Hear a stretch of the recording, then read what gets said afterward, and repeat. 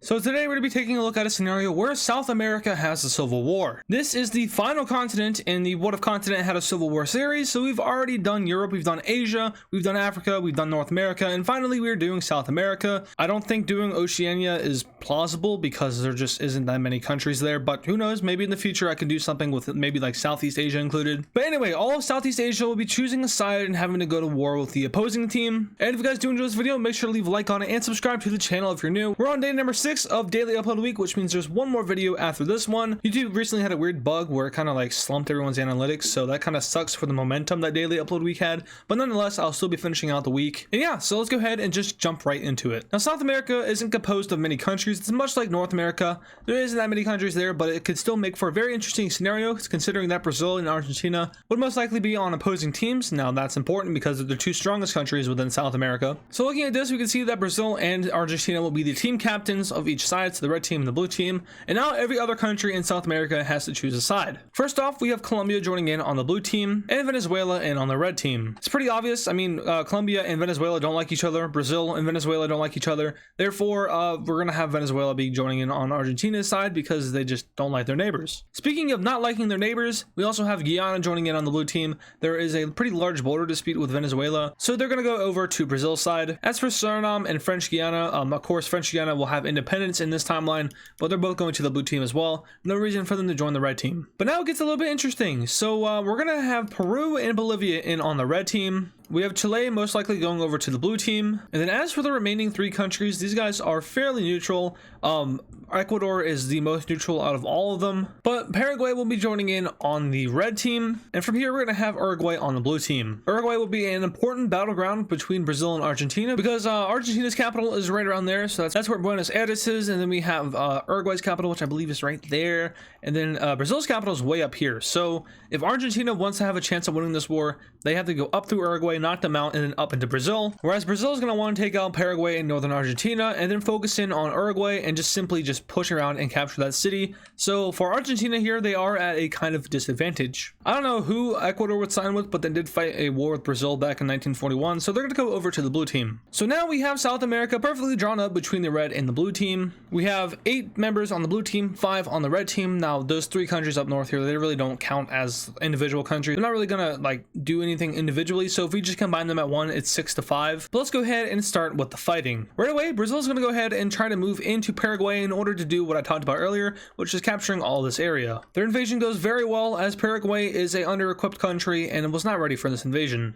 As for Argentina though, they're going to want to go ahead and get this weird thing off their back, and they decide to go after Chile. Santiago is in a very bad spot for Chile. I mean, their entire country is, because Argentina can just kind of like do that a bunch of times. But Argentina pushes over and captures Santiago right away, and the Chileans might be screwed as they are cut in half. Up north, we have Peru and Bolivia pushing down into northern Chile and cutting them off from the northern coast. Now, Chile's geography is hellish. You wouldn't want to invade it, but I mean, it's hard. Yeah, we're just gonna have to ignore that for now. I've been ignoring geography since 2021. Anyway, back up north, we have Peru going on offense, which is weird enough, but they're going to go ahead and go after Ecuador, and they did pretty well, almost taking out the entire country. We have Colombia and Brazil focusing in on Venezuela, an easy target that should be able to capitulate right away. Venezuela themselves, though, they are going to go after Guyana. Back down south, we have Brazil continuing to invade into Argentina and Paraguay, and it looks like this war might be over pretty soon. Except that would be way too short a video. It would be like a 5-minute video. Going back to Chile, Argentina manages to take over their entire northern half, and from here they slowly seep down the coast until eventually there are no major parts of Chile left. With this, the country is forced to surrender. Now, would Chile fall that fast in real life? Probably not, but it's easy to get out of the way. In addition to this, it also consolidates the entire red team front in the south. Venezuela is probably screwed, so we don't have to worry about them. But for the red team, all they have to do is focus around this front line. Back up north of Venezuela, it isn't going so well. Their advancement in Guyana has stalled out, and the Colombians and Brazilians are rolling through the country as it starts to collapse into civil war. Those that break away, though, just mostly join up with the Colombians, and pretty soon Venezuela just kind of disappears. With that, so does their invasion into Guyana, and now we really do have a consolidated front, and I'm sure you guys can see the front line, but just in case you can't see for some reason, there it is. And if you can't see, then obviously you won't be able to see this because all you can do is hear me.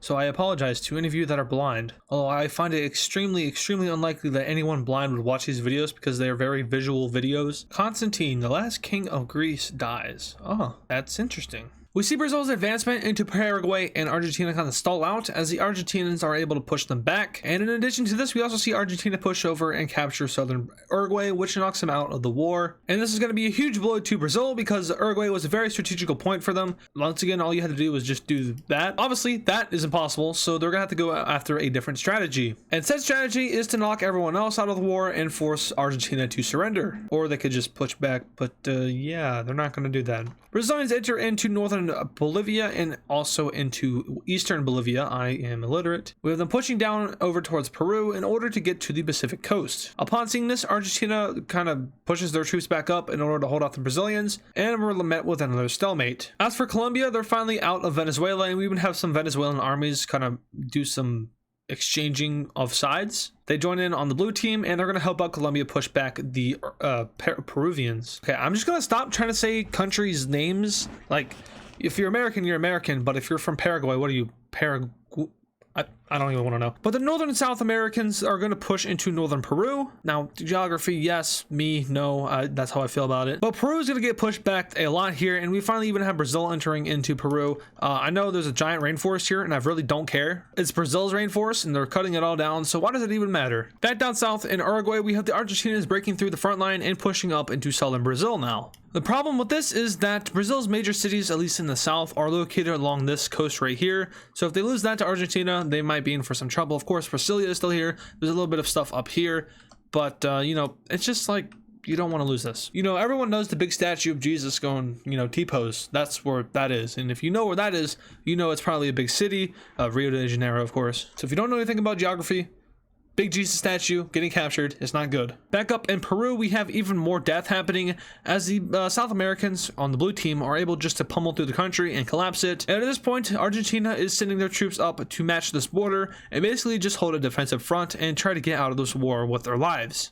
The blue team, on the other hand, are going to try to do everything they can to try to get past this border, and there really aren't that many weak points aside from up here in Bolivia. So what they're going to do is, instead of trying to push through over here, they're going to refocus those arrows in over here and try to push through this front line. And push through that front line is exactly what they do. Swarming into northern Bolivia, Argentina troops are forced to retreat back to their border, and of course to Paraguay's border, as Brazilian, Colombian, and now even Chilean and Venezuelan troops are on the doorstep of Argentina's country. Once again, Argentina is going to go ahead and try to make that little blockade they did earlier. This time it's reinforced and even stronger. Same thing as last time, the South Americans are trying to push into this, and they're doing it to no avail. They could just try doing this, but honestly, probably not a good idea. I have no idea what the naval might of these countries are. I'm assuming Brazil has the strongest navy here. I could be wrong because the world is weird like that. I mean, Bolivia has a navy and they don't even touch the ocean. But this idea right here isn't too horrible. So they're going to try to do it, but on a smaller scale. Brazilian troops exit out of a port over here and sneak into this port over here. Of course, over time, there's going to be more and more and more and more and more and more and even more Brazilians going over to this port until eventually the Argentinians realize it, and by the time they realize it, it's a little bit too late. What starts off as a few little Brazilian guys running around turns into a bunch of big Brazilian guys running around. And at this point, there is a weak link in this line, and the Brazilians up north see this, and they just bam, right through it. With this, Argentina is forced out of this area. The Brazilian landings sweep down and take over Uruguay's capital. Is it Montevideo? Montevideo. It's Spanish, that's right. Montevideo is captured over by the Brazilians. I am so sorry, Uruguayans, and anyone that speaks Spanish, because I should know better. I know Spanish. But Uruguay is, they're slowly being recaptured. Argentina is once again going to reevaluate their defense, and they're going to abandon this chunk of Uruguay and focus on what they currently have, which is, for the third time now, the exact front line that you see. Defense is being organized onto that until eventually there's just too much breaking through happening up north in Paraguay, and they are forced to abandon the country. Now Argentina is holding on for dear life, as it's literally just them and occupied Chile that they have. And after losing all of Uruguay and another major breakthrough happening up north in their country, Argentina throws the white flag. So Brazil and the blue team have won this war despite looking like they might be outnumbered. Venezuela, easy to topple over. They have bad government issues. Peru and Bolivia are just inconsistent. No one really knows about them, so they're going to get rolled over by Colombia and Brazil, who are much, more known countries. If you're a really unpopular country, that just means you're really, really weak. Right, everyone? Paraguay, they're just in the middle of it. It's unfortunate. Same thing with Uruguay. They're just in the middle of it. Argentina and Brazil were the real fighters of this war. You could argue that Colombia was as well. But other than that, it's just basically Brazil versus Argentina. Of course, Brazil would win that war. So let's go ahead and take a look at this peace treaty. All right, let's go ahead and break down this treaty. Starting up in the north here, Colombia is expanding a lot. They're going to get land out of both Venezuela and Peru. As for Ecuador, they get land out of just Peru in the north. Venezuela is beat back a little bit by Brazil and Colombia, but of course they still have their new government, which they set up, which was part of the civil war in the actual war. We have the settlement of disputes between Guyana and Venezuela. And on to the center now, Brazil takes land out of pretty much everyone that they border. They take land out of Peru, they take land out of Bolivia, Paraguay, and Argentina. Speaking of Argentina, they are going to, they're going to lose a little bit of land over here to Brazil and the panhandle thing, but they did gain land from Paraguay up north here, who is barely holding on. Uruguay expanded a little bit, but not too much because once again, Argentina's capital is right there, so they're not going to want to give up too much land near it. Chile was left alone. Nothing changed for them since they were occupied the entire war. And yeah, so that's what would happen if South America went to war, theoretically. Of course, if the entire continent went to war, then other countries would get involved. Like the United States would definitely get involved. But since it was just South America alone, this is a possibility of what could happen. Of course, it's not going to happen.